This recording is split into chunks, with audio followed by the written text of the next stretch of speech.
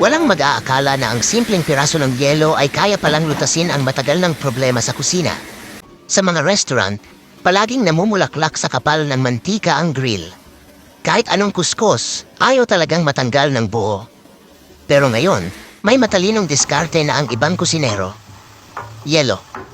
Kapag ipinahid mo ang yelo sa sobrang init na grill, nagkakaroon ng tinatawag na thermal shock.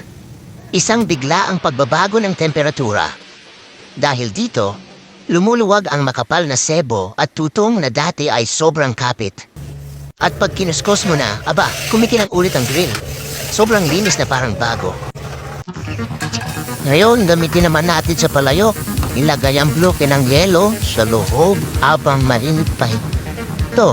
Ikuskus ang paikot ang yelo ng ilang beses hanggang mapalambot nito. Ang sobrang napakatigas at napakainis na litito dahil sa pagluluto ng asawa mo. Pagkaraan ng ilang minuto, kutkurin mo lang ito at ayan, mukhang bago na ulit. Dahil diyan, hindi ka na magagalit ang asawa mo sa'yo. Amazing, di ba?